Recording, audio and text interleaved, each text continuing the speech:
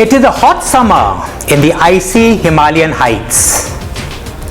Indian and Chinese troops face off once again along the 3,488 kilometer long border, the longest disputed border in the world.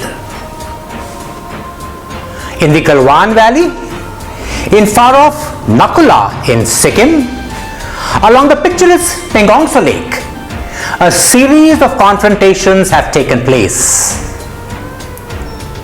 Each Chinese action has been met with an equally strong and muscular response. But for how long will this go on? How will this standoff end? And how do we deal with increased Chinese provocations? To understand the Chinese, we must look at the earlier confrontations. Of course, the worst was in 1962, when the Indian army suffered a crippling defeat. A defeat we must never forget. But that defeat set the stage for a revamping of the armed forces, and a stronger India emerged. 5 years later, another encounter followed, this time at Nathula in September 1967. Here, a rejuvenated army under a strong leadership gave the Chinese a bloody nose. The manner in which we held our own then ensured that that particular sector remained quiet for decades thereafter.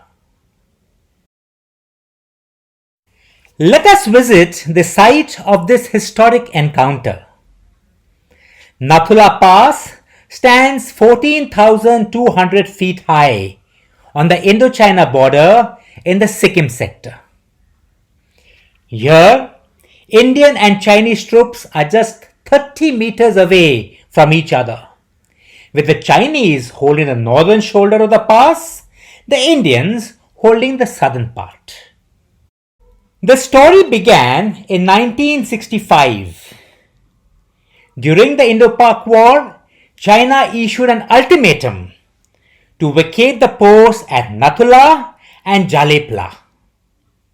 Inexplicably, Jalepla was vacated, but General Sagat Singh, commanding 17 Infantry Division, the Black Cat Division, within whose sector Nathula fell, refused to budge.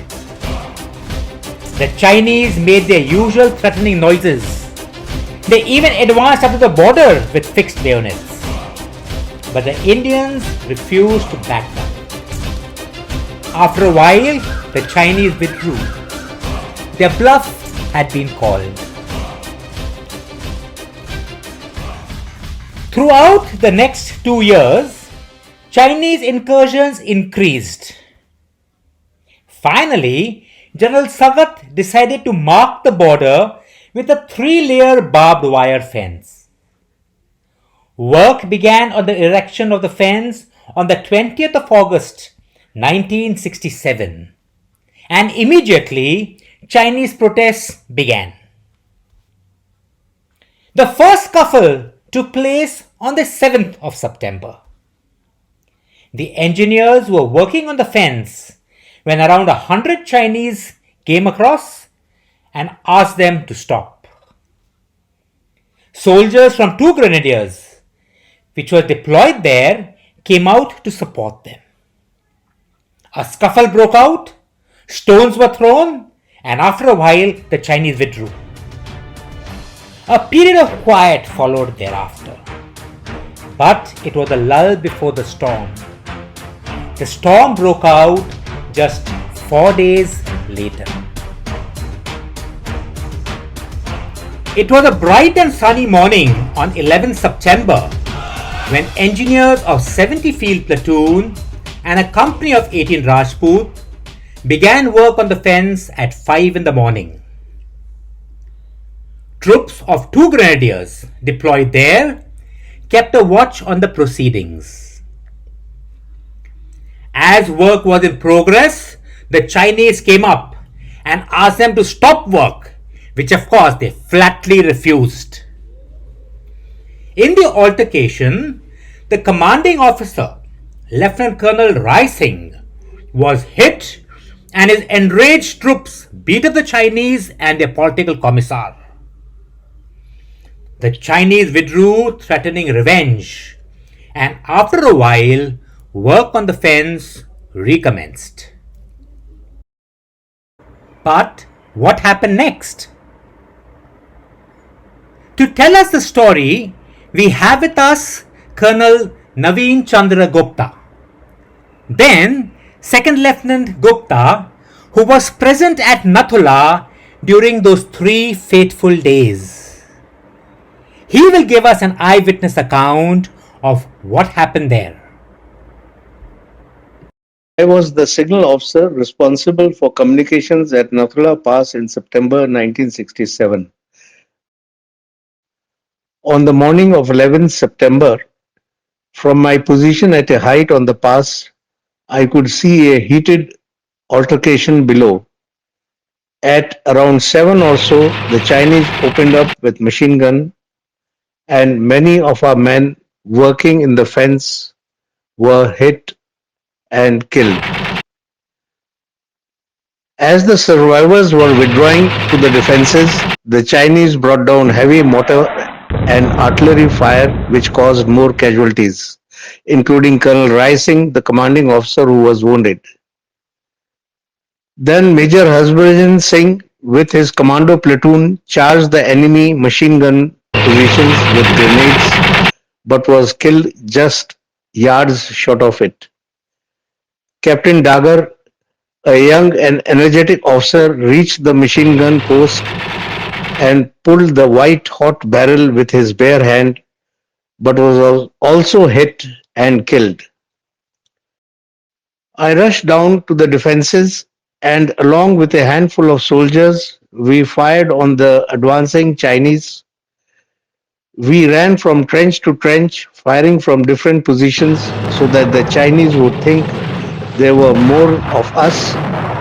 The Chinese kept firing and trying to advance under fog, but were halted by our fire.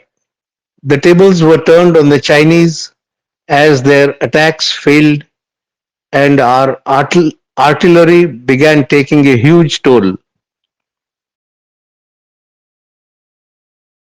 After the initial casualties, the Indians regrouped and held on to their positions, repelling Chinese attacks. Reinforcements were sent in.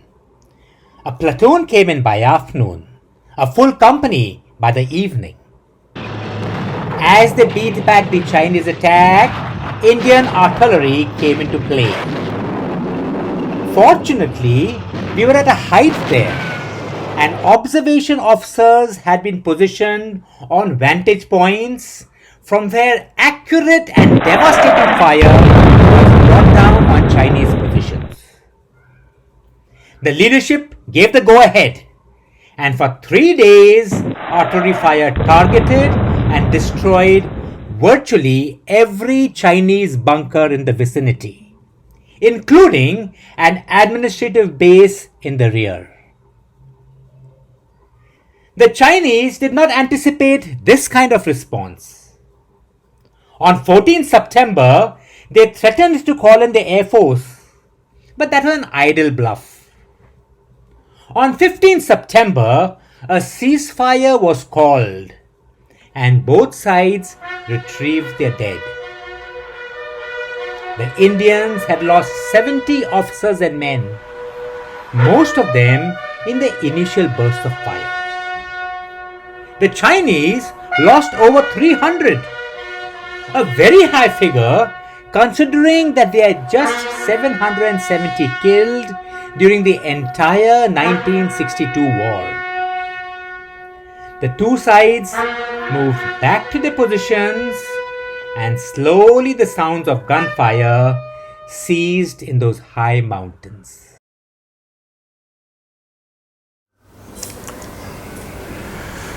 After the bloody skirmishes at Nathula and Chola, the border in the Sikkim sector has remained quiet, at least till the confrontation at Doklam in 2017.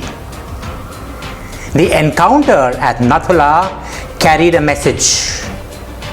When we stood firm, the Chinese backed off. The Chinese are very fond of saying, "Don't forget the lessons of 1962.